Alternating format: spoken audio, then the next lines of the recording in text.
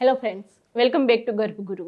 मैं डॉक्टर प्रियंका यादव और आज हम बात करने वाले हैं बहुत ही ज़्यादा रिक्वेस्टेड वीडियो के बारे में, यानी कि पोस्ट प्रेगनेंसी वेट लॉस कैसे करें। जब आपकी डिलीवरी होगी उसके बाद पहले 40 दिनों में आपका वजन तेज़ी से गिरेगा, चाहे आप डाइटिंग करें या ना करें। आपका वेट लॉस होगा और कभी कभी जितनी आपका प्री प्रेगनेंसी वेट था उतना ही पहले 40 दिनों के बाद यदि आप वेट फिर से मेजर करेंगे तो उतना आ जाएगा। अब किसी किसी का ऐसा भी रहता है कि नहीं, वेट लॉस नहीं हो रहा है, मैं तो जहाँ थी वहीं पे हूँ। तो हमारे यहाँ स्पेशल डाइट होता है पहले महीने में, यानी कि आपका डिलीवरी हुआ तब से लेकर पहले 40 दिनों में हमने बताया, उसमें स्पेशल डाइट डिज़ाइन किया हुआ है। यदि आप उस डाइट को फॉलो करते हैं तो जैसे मैंने आपको आगे बताया, आपका जो वेट है वो प्री प्रेगनेंसी वेट आ जाएगा। अब मेरी बात करती, मेरा जो प्रेगनेंसी का पहला महीना था तब मेरा वेट था 61।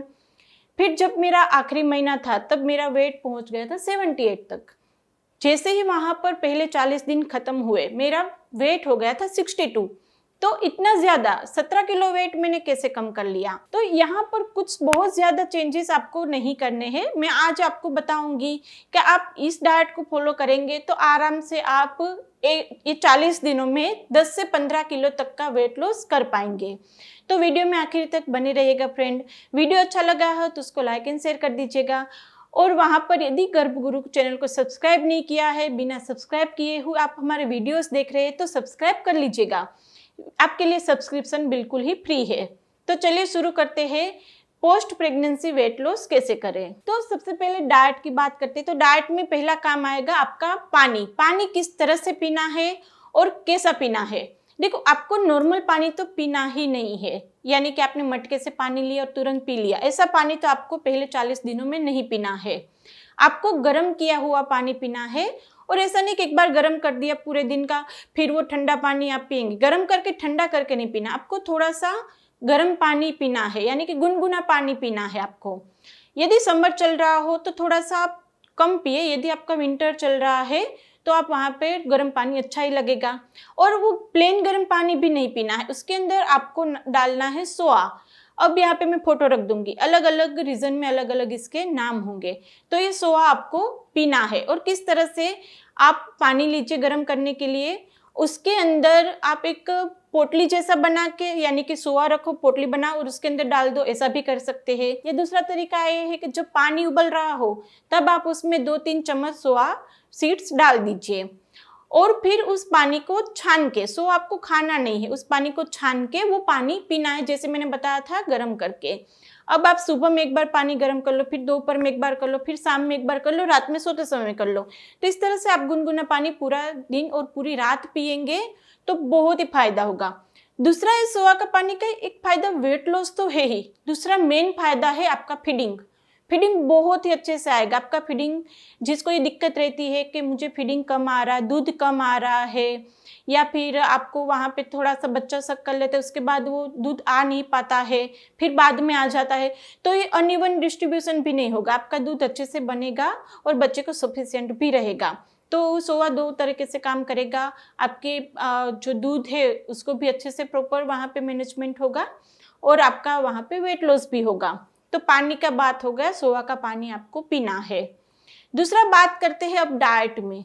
तो देखो, यदि डाइट में थोड़ा सा चेंज होगा, यदि आपकी नॉर्मल डिलीवरी है तो डाइट आपका थोड़ा सा चेंज होगा, यदि आपका सीजर है तो थोड़ा सा चेंज होगा। पहले बात करते हैं नॉर्मल डिलीवरी की।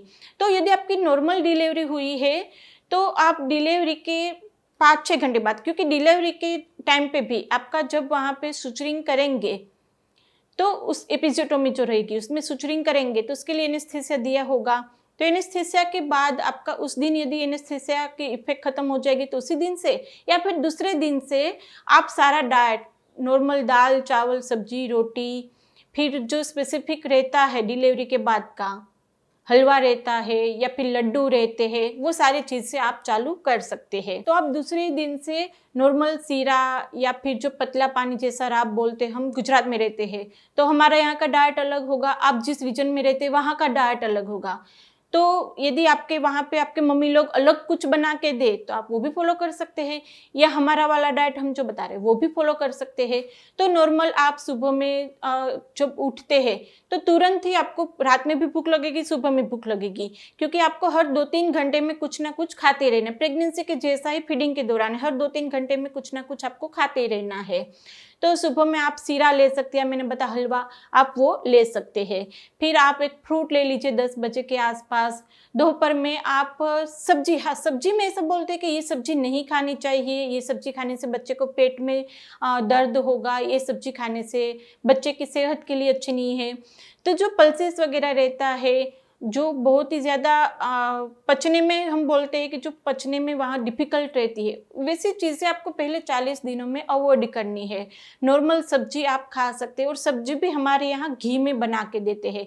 जितना घी आप अच्छे खाएंगे उतना बच्चे का वेट भी अच्छे से बढ़ेगा। घी खाने का दूसरा बेनिफिट ये है कि आपकी जो स्टेमिना थी, क्योंकि आपकी डिलीवरी के बाद आपकी बॉडी में बहुत सारे चेंजेस आएंगे, आपके मसल्स में वीकनेस होगी, आपकी बॉडी में वीकनेस होगी, आपकी स्टेमिना बिल्कुल चली गई होगी।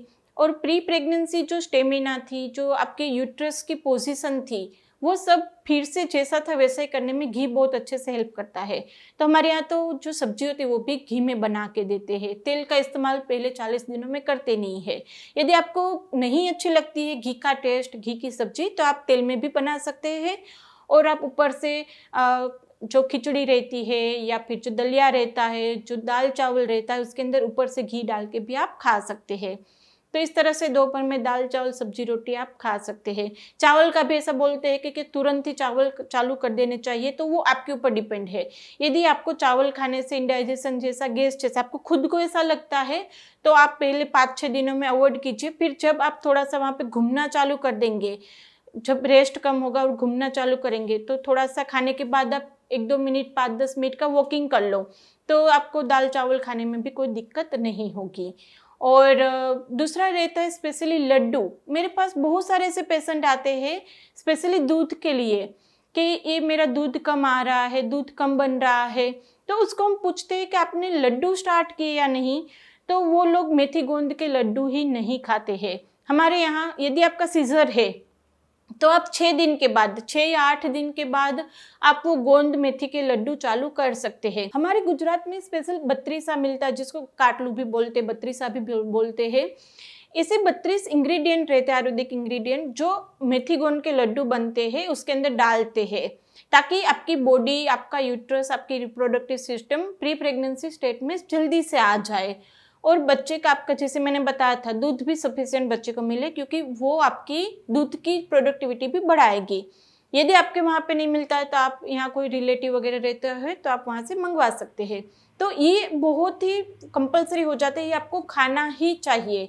यदि आपके आसपास में कुछ और चीज़ें मिलती है या फिर ये आपके लिए अवेलेबिलिटी है ही नहीं, तो आप गोंद मेथी के लड्डू खा सकते हैं। अब आपके मम्मी लोगों को पता ही रहेगा कैसे बनाना, ना पता हो तो यूट्यूब पे सर्च कर लीजिए और मम्मी को दिखा दो, वो बना देंगे। तो गोंद मेथी के लड्डू आपको पहले 40 दिनों में खाने ही चाहिए, और यदि स्पेशली आपका सीजर है तो पहले 3 महीने में आप खाइए, क्योंकि वहाँ पे आपकी बॉडी को और ज़्यादा स्टेमिना चाहिए होगी। तो पहले 3 महीने खाएंगे तो आपको जनरली ये सारी चीज़ें किसके लिए होती है कि आपको प्रेगनेंसी के बाद बैक किक की दिक्कत रह गई, या प्रेगनेंसी के बाद आपकी थकान कभी जाती नहीं, वो सारी कंप्लेंट नहीं आएंगी यदि आप मेथी गोंद के लड्डू खाते हैं तो मेथी गोंद के लड्डू आपको खाना कंपलसरी पहले 40 दिन तो है ही। आप ज्यादा खाना चाहे तो 3 महीने तक भी खा सकते हैं। दूसरा पूछते हैं कि साइट्रस फूड हम खा सकते हैं या नहीं। तो यदि वहाँ पे आपका सीजर हुआ है तो पहले 7-8 दिन आप अवॉइड कीजिए, जब तक आपके स्टिचेस निकल जाए तब तक अवॉइड कीजिए। उसके बाद आप नींबू शरबत डेली का पिएंगे तो विटामिन सी जाएगा, तो जो स्टिचेस होते हैं वो जल्दी से हील हो जाएंगे। तो उसके बाद आप साइट्रस फूड खा सकते हैं। यदि वहाँ पर आप साइट्रस फूड खाते हैं और बच्चे को सर्दी की दिक्कत हो जाती है, वो कभी कभी होता है, तो आप वो अवॉइड कीजिएगा, वरना आप साइट्रस फूड खा सकते हैं। तो हमारे यहाँ मेन टॉपिक यही था कि पोस्ट प्रेगनेंसी हम वेट लॉस कैसे करें। तो हम इतना ज़्यादा घी खाएंगे तो वेट लॉस कैसे होगा। आपने तो ज़्यादातर घी की ऊपर बात की, लड्डू है, फिर जो सीरा आता है यानी कि हलवा आता है, फिर दोपहर में दाल चावल सब्जी रोटी में भी इतना घी, तो हम वेट लॉस कैसे करेंगे। तो मैंने आपको बताया, आप वो जो सोया वाला पानी पिएंगे और बाकी नॉर्मल रूटीन डाइट लेंगे तो आपका वहाँ पे आराम से 10 से 15 किलो का वेट लॉस हो जाएगा। और पोस्ट प्रेगनेंसी सिर्फ वेट लॉस ही मेन नहीं है, मैंने आपको आगे बताया था आपकी बॉडी प्री प्रेगनेंसी स्टेट में आनी चाहिए, उसकी स्टेमिना बनी रहनी चाहिए।